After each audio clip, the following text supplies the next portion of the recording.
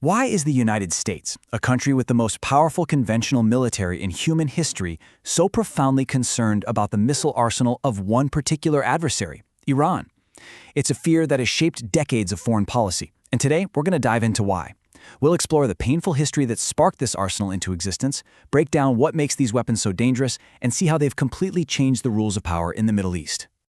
So, let's paint a picture, a scenario that keeps military planners up at night. Imagine a near-future conflict where, in less than 2 weeks, over 500 Iranian missiles slam into Israel. For the rest of the world, it would be a shocking display of power. But for military strategists, it would be the brutal confirmation of a long-held fear, that Iran's missile program isn't just a threat on paper, it's a devastating battlefield-ready force. So how did we get here?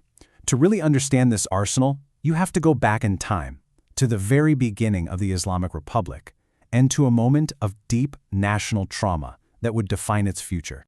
Back in the 1980s, during the incredibly brutal war with Iraq, Saddam Hussein's Scud missiles rained down on Iranian cities. This period, known as the War of the Cities, left a permanent scar on the nation. Iran's leaders learned a very hard lesson. If you can't strike back at your enemy from a distance, you are dangerously vulnerable. And it was right there in the fire of that war that a new military doctrine was born, a national promise to never be that defenseless again. You see, for Iran's leadership, this isn't just about projecting power. As one JINSA report puts it, they genuinely believe their missile program is what saved the Islamic Republic from collapse.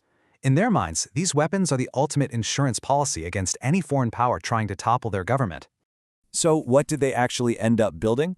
Well, the sheer size and sophistication of the arsenal that grew from that promise, it's honestly staggering. According to the Center for Strategic and International Studies, Iran now has somewhere around 3,000 missile systems. And we're not talking about a small token force. And this is by far the largest and most varied missile arsenal in the entire Middle East. And when you look at a map like this strategic problem becomes crystal clear. These overlapping rings of fire cover the entire Gulf, all of Israel, and they even reach into parts of southeastern Europe. And here's the crucial part. Nearly every major U.S. military base in the region is sitting right inside those lethal rings. Okay, so let's break this down. The first layer of the arsenal is made up of short-range ballistic missiles. Think of these as the workhorses. They started with old Scud designs, but have since moved on to more modern, more accurate systems. Their job is pretty clear, to put all the regional targets, like bases and ports across the Gulf, at risk. But the next layer is where you see a huge leap in power, the medium-range ballistic missiles. This is the real core of Iran's strategic deterrence. The early versions were a total game-changer because they put Israel in range for the first time. But the newer systems can reach much, much further, threatening targets up to 3,000 kilometers away. But it's not just about how many missiles they have, it's about how sophisticated they are. They've developed things like maneuverable re-entry vehicles, which are specifically designed to dodge advanced missile defense shields. They also claim to have a hypersonic missile which, if true, could hit a target with almost zero warning. And to protect all this, they've built massive, hardened, underground missile cities designed to survive a first strike and guarantee they can hit back. So all of this technology, all this range, it creates a very direct and very serious strategic problem for the United States. And for America, this isn't some abstract threat on a map. It's personal. There are over 40,000 American military personnel stationed at about 18 major bases scattered across the region. We're talking about thousands of American lives. And every single one of those bases, from the airfields to the naval headquarters, is a stationary target. They can't just pick up and move. That makes them incredibly vulnerable, high-value assets sitting right in the crosshairs of Iran's missiles. This vulnerability is exactly why American policy is what it is. During a period of intense tension, the Trump administration laid out 4 main goals for any potential military conflict. And what was number 1 on that list? Destroy Iran's missile capabilities. In Washington's view, the missiles are the primary threat that makes everything else, from the nuclear program to arming proxies, possible.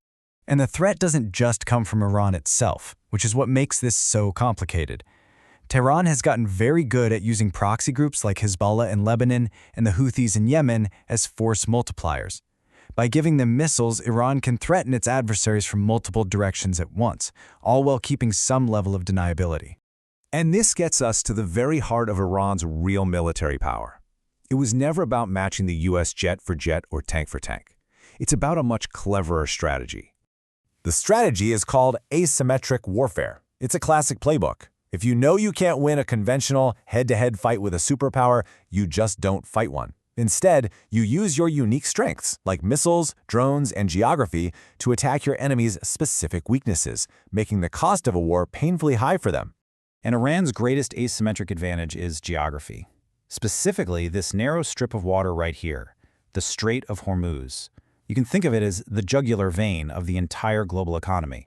About a fifth of all the world's traded oil, 20%, has to pass through this one tiny choke point every single day. Iran doesn't need a massive navy to control it. It just needs to be able to convincingly threaten it.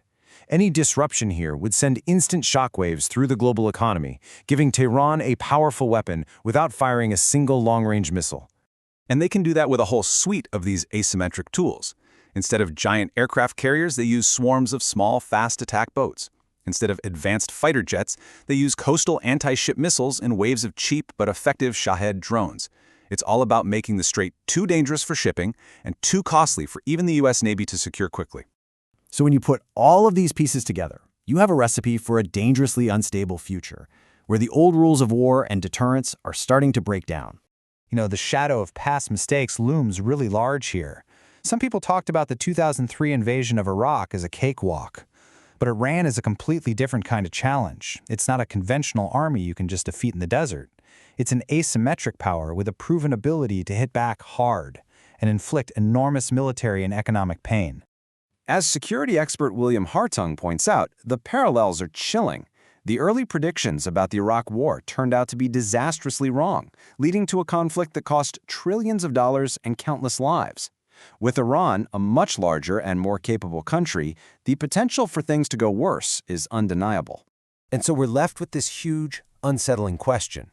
Iran built its missile arsenal to deter an attack, but the stronger that arsenal gets, the more it's seen as a threat that has to be eliminated. In this new age of warfare where advanced weapons can start to level the playing field, the line between deterring a war and accidentally starting one has become dangerously thin.